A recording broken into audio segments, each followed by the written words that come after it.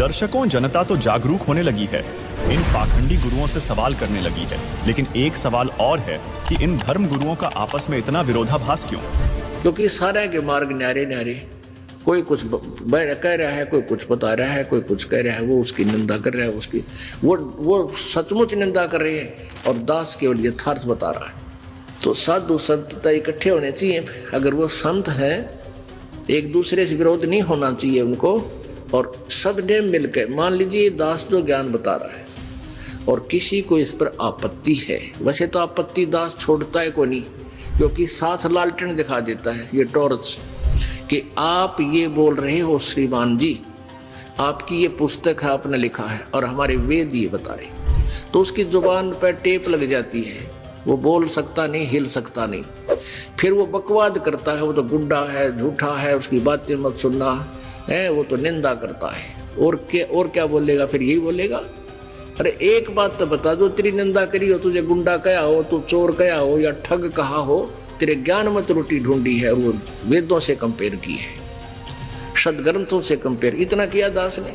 दर्शकों, संत रामपाल जी महाराज ने भारत के शीर्ष धर्मगुरुओं को इनके आपस में इस तरह के झगड़े को खत्म करने के लिए तथा आम जन मानस भक्ति और भगवान के नाम पर संशय मुक्त होकर भक्ति की सत्य राह पर चलकर मोक्ष प्राप्त कर सकें, इस उद्देश्य से वर्षों से इन धर्मगुरुओं को ज्ञान चर्चा के लिए आमंत्रित करते हुए आए हैं, लेकिन आज तक कोई भी संत रामपाल जी महाराज का सामना नहीं कर सका है। देखिए ये वीडियो। अब देखिएगा, हमने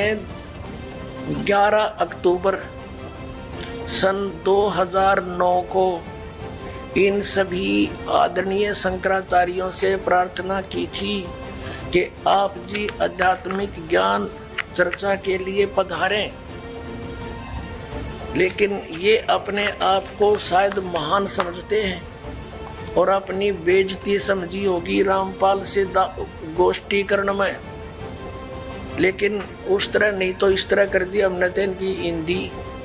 अब संसार आप समझ जाएगी जनता ये किस एक शंकराचार्य है। ये देखिएगा, हमने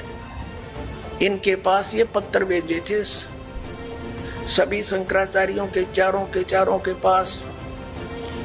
हमारा उद्देश्य प्रार्थना पत्र है, हमारा उद्देश्य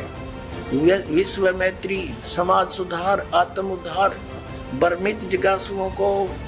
शास्त्र अनुसार निर्णायक सद्भक्ति पद्धति प्रदान करना,